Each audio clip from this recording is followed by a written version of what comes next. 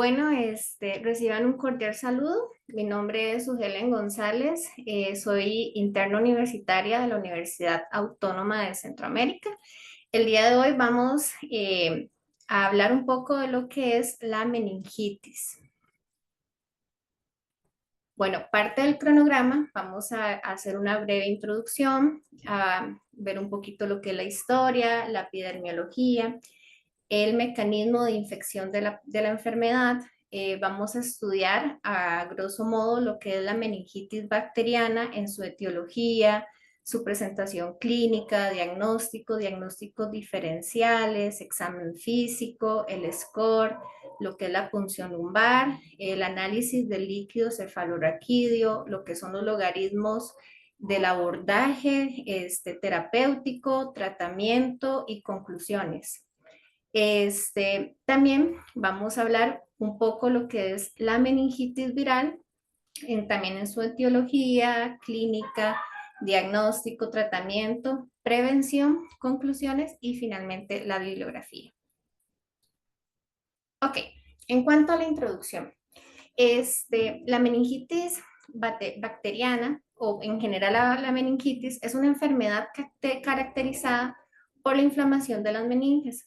En ocasiones, no solamente se van a infectar las meninges, sino que en sus formas más graves también van a penetrar a lo que es la corteza cerebral o el encéfalo, provocado por una invasión patógena del sistema nervioso central. O sea, es una infección de lo que es de la parte de lo que son las infecciones del sistema nervioso central.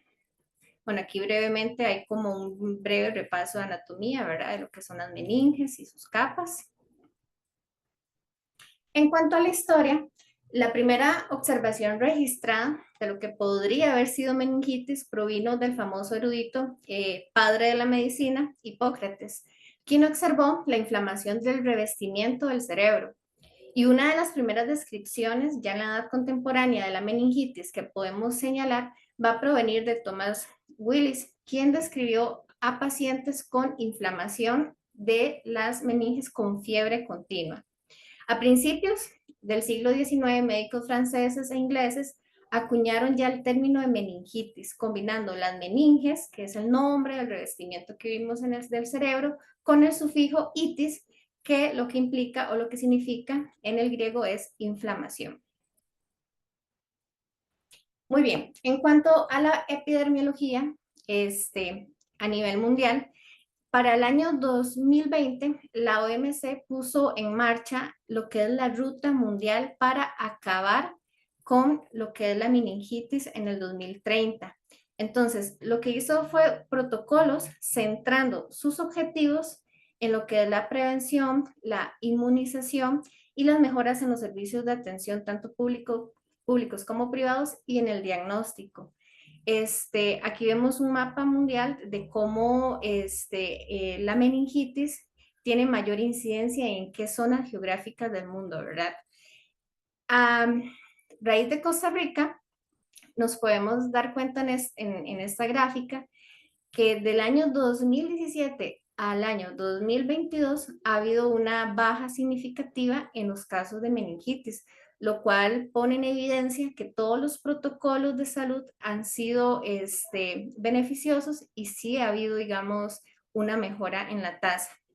En cuanto al número de casos y los patógenos que más afectan en nuestro país, vemos que el que más predomina o el protagonista es el Streptococcus pneumoniae, seguido de la Listeria meningitidis y por último la Haemophilus influenzae. Vamos a hablar del mecanismo de infección, o sea, cómo se infecta el paciente. El mecanismo de infección va a ser la colonización nasofaringea con invasión hematógena y seguido al sistema nervioso central. También van a haber entrada directa al sistema nervioso central a través de infecciones continuas como una sinusitis, una mastoiditis, en traumas, en neurocirugías, en aparatos médicos o en implantes cocleares. También se puede dar una invasión en el sistema nervioso central por una bacteremia. Entonces, las bacterias van a ingresar al sistema respiratorio superior. La bacteria va a colonizar la nasofaringe, la bacteria va a entrar a la mucosa nasofaringea y por trasladación va a entrar a los vasos sanguíneos, resultando una bacteremia. Las bacterias plasmáticas van a invadir el líquido cefalorraquídeo, que más adelante vamos a hablar un poquito de los detalles y recordar un poquito la anatomía y cómo es la circulación y sus características, y va a causar ahí el foco de infección. Las bacterias se diseminan en las meninges, van a causar una respuesta inflamatoria intensa. La inflamación va a aumentar la presión de las arterias intracraneales, y el aumento de la inflamación va a hacer que se comprima el tejido cerebral y causa todo lo que es la cascada.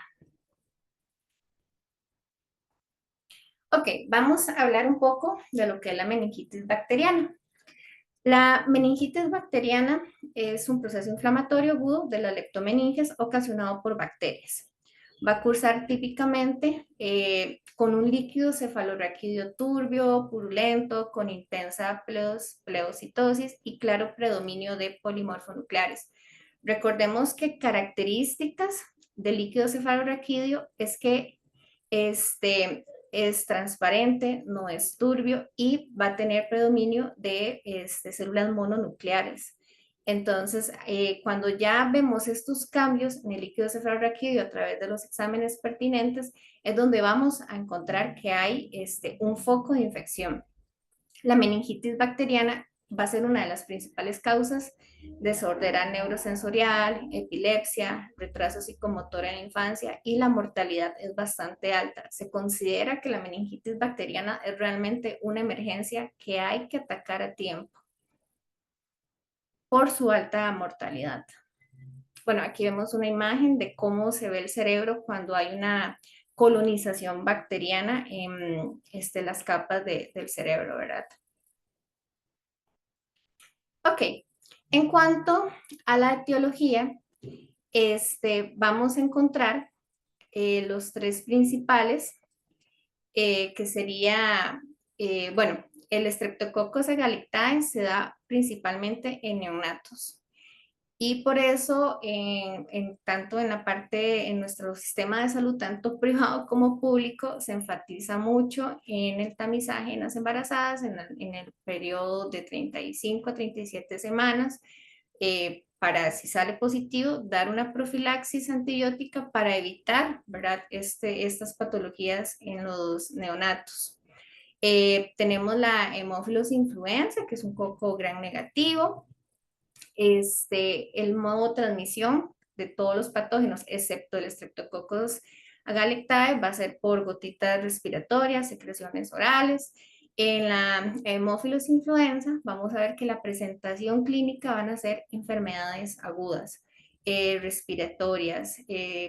Son pacientes que en los diagnósticos diferenciales vamos a ver que se puede confundir mucho, y siempre, siempre lo primero que hay que hacer es descartar una meningitis. En el Streptococcus pneumoniae, la manifestación clínica, digamos, más común es la neumonía, la otitis media, la conjuntivitis. En la Neisseria meningitidis, la forma más común es la meningitis aguda purulenta y puede producir una encefalitis, ¿verdad? Lo vamos a ver en infecciones focales como artritis séptica, uretritis, pericarditis, conjuntivitis. Y en el Streptococcus agallictae lo que vamos a ver es el foco, el de inicio temprano en neonatos, y la sintomatología es heterogénea, ¿verdad? Recordemos que los neonatos generalmente no presentan la triada característica de la meningitis. En las proporciones estimadas de los organismos causados de la meningitis bacteriana según la edad, resumiendo un poquito lo que estamos hablando, nos vamos a dar cuenta que la Streptococcus agallictae se da básicamente en neonatos. La Neisseria meningitidis la vamos a ver tanto en adultos como en niños de 3 a 9 años. Y este, la Listeria monocitogenes la vamos a ver principalmente también en neonatos. Ok, ¿cómo es la presentación clínica de la meningitis? Como dijimos, es una enfermedad, es una patología heterogénea, ¿verdad? Entonces presenta un conjunto de síntomas y signos. En lactantes no es característico ver la triada de la meningitis. Vamos a ver que es un bebé que va a estar con fiebre, con letargo, rechazo a la alimentación, va a estar irritado, un signo físico de la fontanela bombada, vómitos, diarrea, distrés respiratorio, ictericia o convulsiones. En niños y adolescentes va a ser un poquito más focalizada la sintomatología y vamos a encontrar lo que es la triada de la meningitis, que es la fiebre, la cefalea y la rigidez nucal. No todos los pacientes que tengan meningitis van a presentar la triada de la meningitis, por eso es muy, muy indispensable hacer una buena historia clínica y un buen examen físico y siempre descartar primero una meningitis cuando haya sospecha o haya, pero en un caso sospechoso. Vamos a encontrar también un paciente con fotofobia, náuseas, vómitos, confusión, letargo y irritabilidad, ¿verdad? Aquí les pusimos como los signos y síntomas ya de la meningitis, ¿verdad? Los signos que es rigidez de la nuca, los signos de Kerning, Brudinski, focalidad neurológica, fotofobia, alteración de los pares craneales, en los síntomas fiebre, cefalea, vómitos, irritabilidad y letargia. Recordemos que la meningitis bacteriana es mucho más asintomática que la viral, que ya lo vamos a ir viendo, ¿verdad? Entonces, si vemos un paciente con un cuadro muy crónico, pensar primeramente en meningitis bacteriana y descartar. Bueno, en la clínica, en los hallazgos físicos vamos a encontrar en algunos pacientes petequias, como podemos observar aquí, la púrpura. En hallazgos sistémicos, recordemos que la sintomatología es heterogénea, vamos a ver fiebre, escalofríos, ya un paciente con muchas horas de evolución con la enfermedad puede hacer un shock séptico, puede hacer un distrés respiratorio agudo, como vemos aquí en la placa de tórax. Y en los hallazgos neurológicos, como hablamos, la meningitis es una de las enfermedades o patologías infecciosas del sistema nervioso central. Entonces, van a ver hallazgos neurológicos y es muy importante hacer un buen examen detallado neurológico porque puede tener el paciente alteración del estado mental, convulsiones, aumento de la PIC. Recordemos que la presión intracraniana ronda entre 70 y 180, puede haber hemiparesia, asimetría, ausencia de reflejos y parálisis de los pares craneales. Y aquí vemos lo que es la triada de Cushing, ¿verdad? Que es la hipertensión, bradicardia y bradipnea. Ok, en el diagnóstico es indispensable una buena anamnesis, un buen examen físico, porque eso es lo que nos va a orientar a determinar si estamos hablando de una meningitis bacteriana o viral.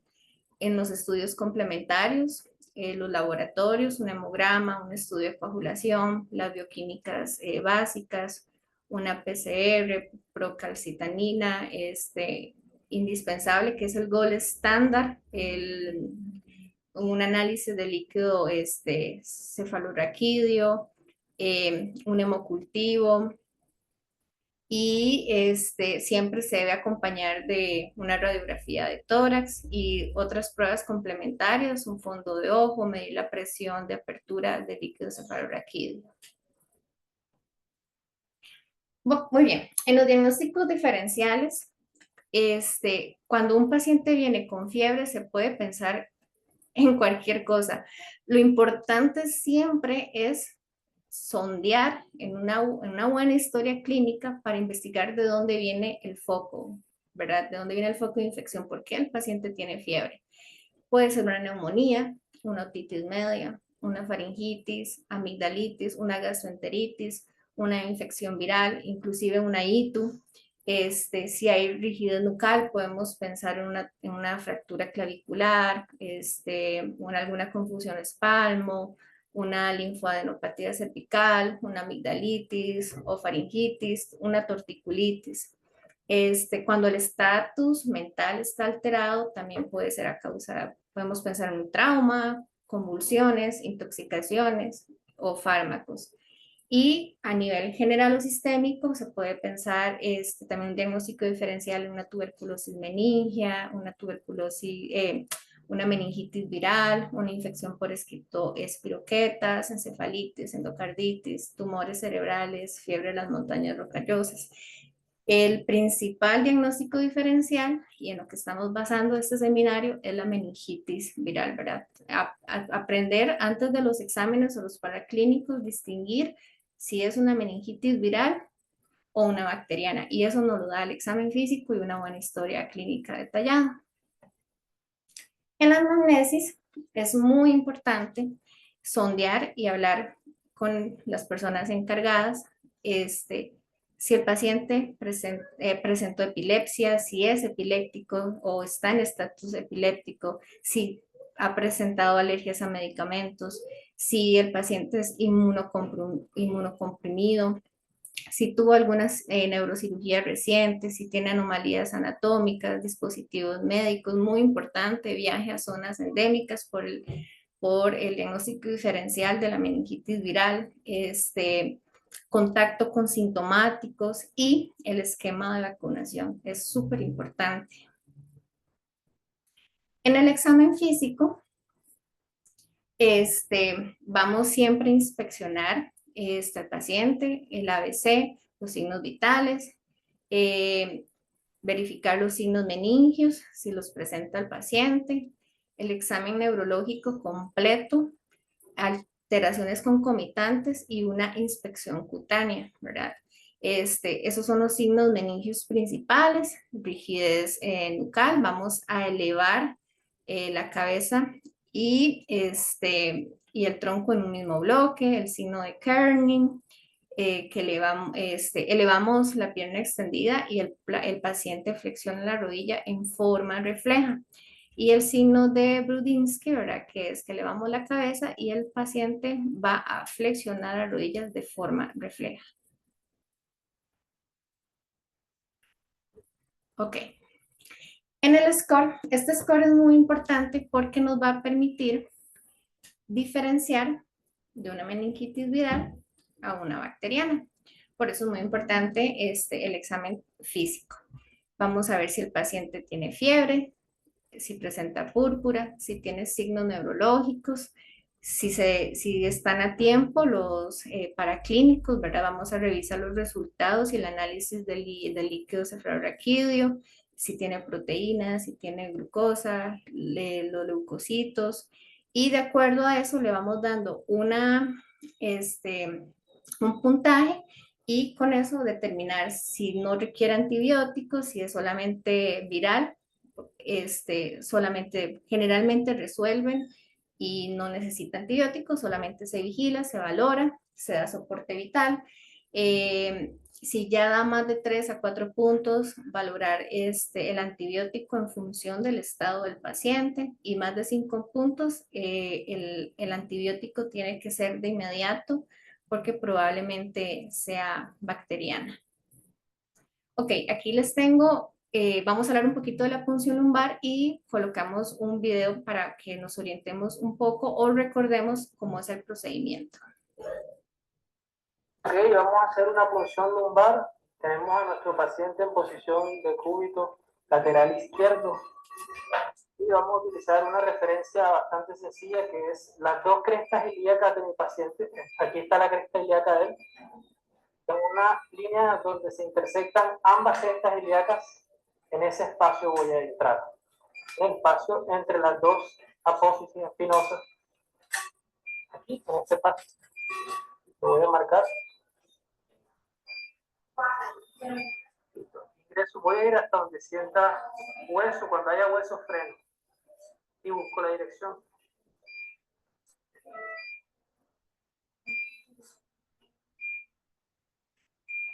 La idea es sentir con mis dedos cuando rompa el ligamento amarillo, cuando lo penetre. Ahí vamos bien, vamos a probar. Toca esto, a ver. Si hay salida de líquido. No hay salida de líquido. Creo que falta un poco más.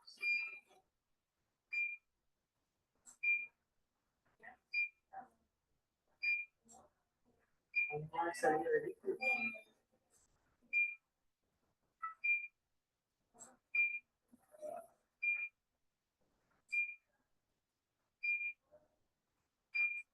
Préstame los carritos.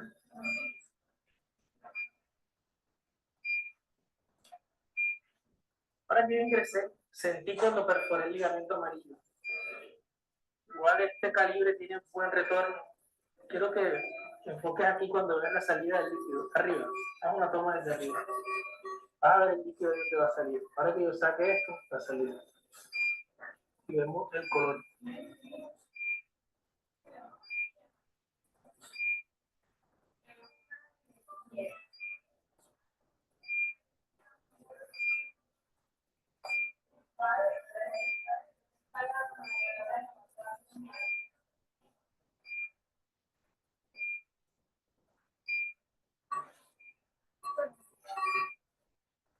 Lo puedes voltear.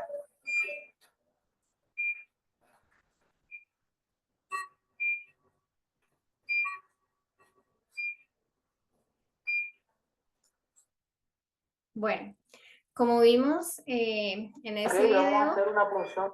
el líquido era transparente con las características de un líquido cefalorraquídeo normal. El aspecto tiene que ser claro, es bajo en glucosa, bajo en proteínas, pocos leucocitos, y los que se pueden encontrar, que es de 0 a 5, son de características mononucleares. Ya si vemos desde el primer momento, ¿verdad? De la inspección física, si vemos el líquido un poco turbio o blanquecino, o sea, es muy probable de que pueda haber una infección, ¿verdad?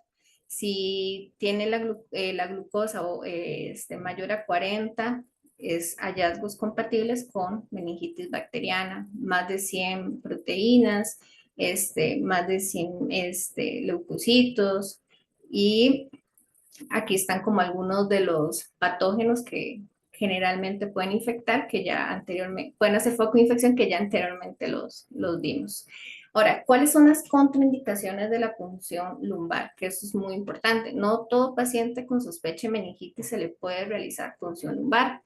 Las relativas es un compromiso cardiovascular, respiratorio y alteración de la coagulación. Eso queda a criterio del especialista.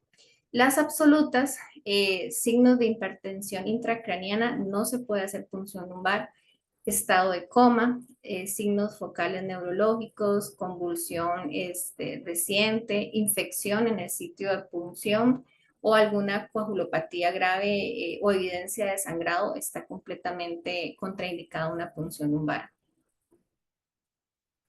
Recordando un poquito del líquido cefalorraquídeo, en un neonato la cantidad de líquido está entre 10 a 60 ml, mililitros. En un adulto normal, adolescente adulto normal, anda entre 90 y 150 ml. Recordemos que el líquido cefalorraquídeo se va a formar en los plexos coroideos, en lo que es el espacio subaracnoideo, ¿verdad? En los ventrículos laterales, y ya ahí pasa a lo que es el cuarto ventrículo, tercer ventrículo, hasta que llega a los senos durales. Y justamente en las áreas donde están los ventrículos es donde las bacterias penetran e infectan o hacen el foco de infección. Ok, siempre es muy importante, ante una meningitis bacteriana, se debe iniciar tratamiento empírico de inmediato, aunque no tengamos resultados de paraclínicos.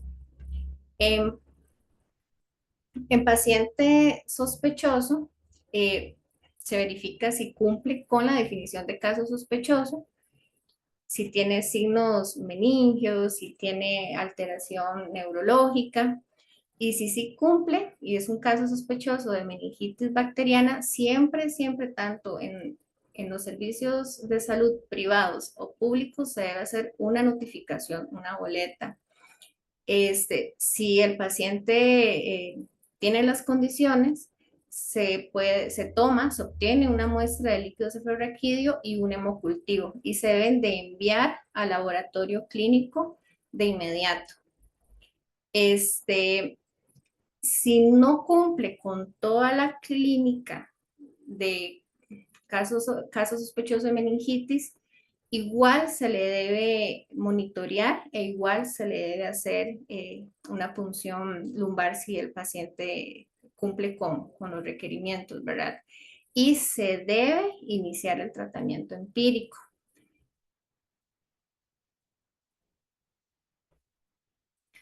En cuanto al tratamiento de la meningitis bacteriana, lo más importante siempre es el tratamiento de soporte, el manejo, en caso que el paciente presente signos de shock, el manejo del shock, de convulsiones, la inestabilidad hemodinámica, el ABC, es lo principal. Si vemos compromiso respiratorio significativo, estado mental deprimido, siempre hay que evitar las soluciones hipotónicas porque ellas van a disminuir la presión de perfusión cerebral. Como protocolo, se le debe colocar dexametasona previo al antibiótico empírico IV, la cantidad 0,6 mg kilogramos al día. Hay controversia a nivel de pediatría. Actualmente no se usa porque tiene más riesgos que beneficios usar esteroides en neonatos por mayor riesgo de muerte. Se utilizan los esteroides antes o previo al antibiótico porque ya en personas, digamos, de más edad, a niños, adolescentes, tiene menor tasa de sordera y secuelas neurológicas, la suministración de lo que es el esteroide. En el manejo empírico inicial vamos a utilizar cefalosporinas de tercera generación, ampicilina, penicilina G, vancomicina. ¿Y cuáles son indicaciones para hospitalizar al paciente? Bueno, mal aspecto en general, signos de encefalitis, que utilicemos terapia empírica antibiótica, necesidad de hidratación en el paciente, un paciente inmunocomprometido y siempre menores de 1 año se deben de hospitalizar. Bueno, esto es como el tratamiento empírico. En menores de 1 mes, el tratamiento de elección es la ampicilina más la cefotaxima. En pacientes de 1 mes a 3 meses se utilizaría la ampicilina más la cefotaxina o vancomicina. En mayores de 3 meses, vancomicina más cefotaxima. Y cuando hay trauma penetrante, cirugía craneofacial, implantes cochleares, derivaciones de líquido cefalorraquídeo, espina bífida, se utilizaría vancomicina más cefepima y dependiente también de la etiología local. Esto ya sería el tratamiento de meningitis bacteriana según ya la etiología, cuando ya hay resultados de paraclínicos y análisis del líquido cefalorraquídeo o hemocultivo, ¿verdad? Para un Streptococcus pneumoniae se va a utilizar cefalosporinas de tercera generación más vancomicina por 10-14 días. Si es una Neisseria meningitidis, una cefalosporina de tercera generación, 4-7 días. Si es una Haemophilus influenza, una cefalosporina de tercera generación. Si es una Listeria monocitogenes, una ampicilina más gentamicina. Si es una Streptococcus agalactiae, una ampicilina más gentamicina. Si es un aureus, vamos a usar una cloxaxilina o vancomicina más la rifampicina. Cuando son enterobacterias, que esto sería per se de meningitis viral, perdón, sí, igual de meningitis bacteriana, una cefalosporina de tercera generación, un veropenem, un enterococo, ampicilina más aminoglucósido. Y cuando es una pseudomonas aeruginosa, una ceftazidima más tobramicina. Como conclusiones de la meningitis bacteriana, bueno, es la presentación de la meningitis más letal, puede conducir a la muerte y como dijimos en el principio, en la introducción, es una emergencia médica. Y las causas más frecuentes de la meningitis bacteriana van a incluir la Neisseria meningitidis y el Streptococcus pneumoniae. En niños y adultos, en niños y en lactantes, la Listeria la Listeria monocitogenes y lo que es la del Streptococcus agallictae. Las características típicas, como dijimos anteriormente, pueden estar ausentes y son muy sutiles o inexistentes en lactantes. Los alcohólicos, los pacientes ancianos, los inmunodeprimidos, los pacientes que desarrollan meningitis después de un procedimiento neuroquirúrgico, ¿verdad? También hay que sospechar. Si los pacientes tienen déficits neurológicos focales, alteración del sensorio, convulsiones, edema de papila, por eso es importante en el examen físico el fondo de ojo, todo porque sugiere que hay un aumento de la presión intracraniana, se debe hacer una punción lumbar. Tratar la meningitis bacteriana aguda tan pronto como sea posible, incluso antes de que se confirme el diagnóstico, ¿verdad? Con el tratamiento empírico. Y los regímenes antibióticos elegidos empíricamente comunes a menudo incluyen lo que vimos, básicamente en su mayoría las cefalosporinas de tercera generación. Y lo más importante, ¿verdad? Que es parte del protocolo disciplinario que ha incentivado la OMC a nivel mundial, es lo que es la vacunación, la inmunización. Ok, vamos entonces ahora a entrar en lo que es la meningitis viral. La meningitis viral es el tipo más común de meningitis. Igual, es una inflamación del tejido que recubre el cerebro y la médula espinal. El patógeno más común causante son los enterovirus. En neonatos y las personas con sistema inmunitario debilitado tienen mayor probabilidad de enfermarse gravemente por una meningitis viral. A diferencia de la bacteriana, la viral generalmente o sea, no va a entrar en el parénquima encefálico. Y si entra y afecta el parénquima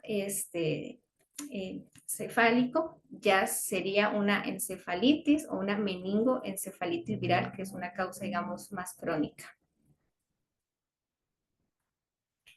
Bueno, en cuanto a la etiología, son múltiples virus, los más frecuentes son los enterovirus y bueno, aquí en este cuadro podemos ver algunos de los más comunes, como dijimos el enterovirus, que las manifestaciones clínicas sistémicas típicas se pueden dar con conjuntivitis, faringitis, la enfermedad del Coxsackie, que es la enfermedad mano-boca, mano-pie-boca, el virus herpes simplex puede presentar vesículas mucocutáneas, lesiones orales. El virus de varicela zoster también puede presentar vesículas mucocutáneas. Para el virus puede presentar fiebre, diarrea, sepsis, eritema, palmoplantar. Y bueno, ya esos son como un poquito menos comunes en lo que es nuestra población. La influenza sí produce muchas mialgias, cefaleas, coriza. El virus de la paroditis, pues la paroditis dolorosa. Y el virus del sarampión, sus manifestaciones clínicas puede producir conjuntivitis, coriza, tos y las linfadenopatías.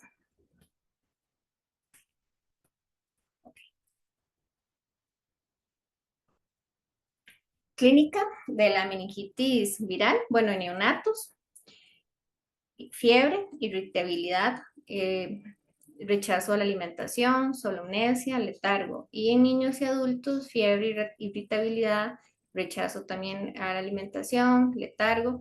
Puede presentar también la triada de la meningitis bacteriana, pero la clínica de la meningitis viral no es tan crónica como la meningitis bacteriana y en la mayoría de los casos a veces resuelven por sí mismos. Pero siempre hay que descartar lo que es la meningitis bacteriana.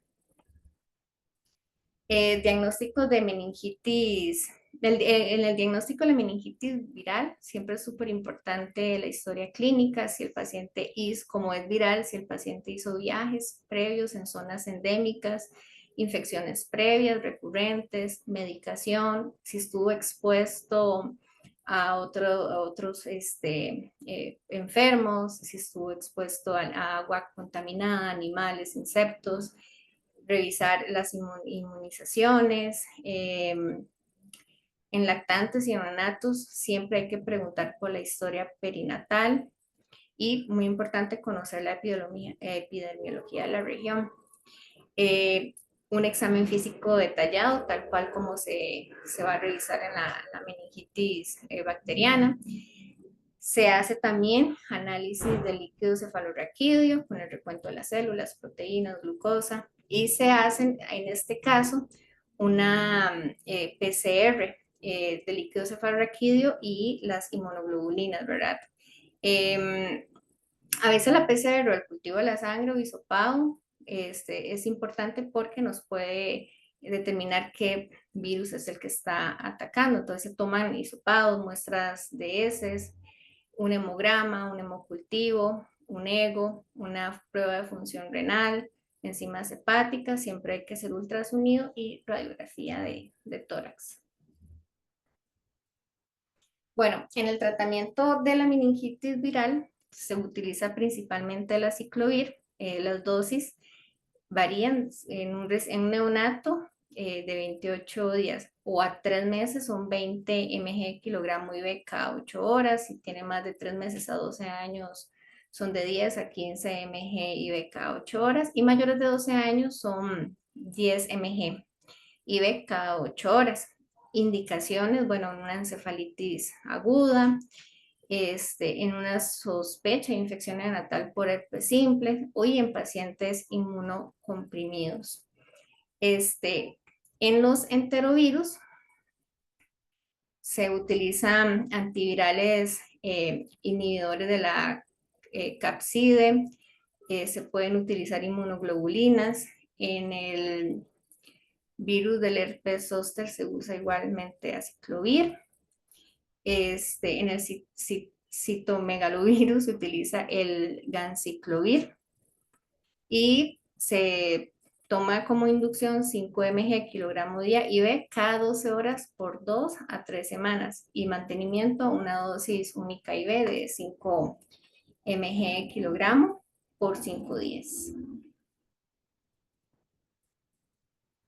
En el virus del Epstein-Barr, el manejo de soporte puede ser suficiente. También si el paciente está muy asintomático, muy febril, se le puede dar un acetaminofén o alguna INES. Siempre es importante valorar el estado del paciente, si está deshidratado, se le puede dar fluidos, nutrición, corticosteroides, si hay obstrucción de la vía aérea. Si ya hay complicaciones, también se le puede dar el antirretroviral, que es el aciclovir. En la influenza también se utilizan los antivirales. Y en el SARS-CoV-2 se puede utilizar anticuerpos monoclonales en niños menores de 2 años hospitalizados con COVID-19. También se puede utilizar. En varicela zoster es igual con el aciclovir.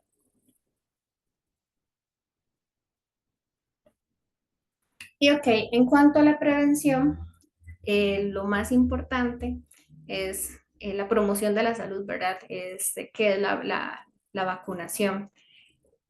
Entonces, siempre tomar en cuenta que estos son los 3 patógenos más importantes que van a producir la meningitis. en este caso la bacteriana, y siempre revisar que el esquema de vacunación esté completo en el paciente. Y como protocolo disciplinario, ¿verdad? Siempre incentivar el lavado de manos, cubrirse la boca al toser o estornudar. Como conclusiones, tenemos que la meningitis viral comienza con signos típicos de un virus respiratorio o una enfermedad viral, seguidos por cefalea, fiebre, pueden presentar rigidez nucal, pero rara vez es tan grave como la meningitis bacteriana aguda. Los enterovirus son la causa más frecuente, con producción de infección por general en las estaciones de verano y principios de otoño. En nuestro caso, pues siempre en las épocas que entran a clases, ¿verdad? Que también converge con el verano. Los hallazgos de líquido cefalorraquídeo, generalmente vamos a encontrar la pleocitosis, linfocitaria, glucosa en la meningitis viral es casi normal y proteínas están ligeramente elevadas. Igual nunca se debe excluir la meningitis bacteriana. Tratar a los pacientes para la meningitis bacteriana aguda hasta excluir el diagnóstico, o sea, el tratamiento profiláctico. Y el tratamiento es principalmente sintomático y los pacientes con meningitis por herpes simple o herpes zóster pueden ser tratados con el retroviral o aciclovir. Bueno, esta es la bibliografía en la cual basé el seminario de hoy. Y muchísimas gracias por su atención.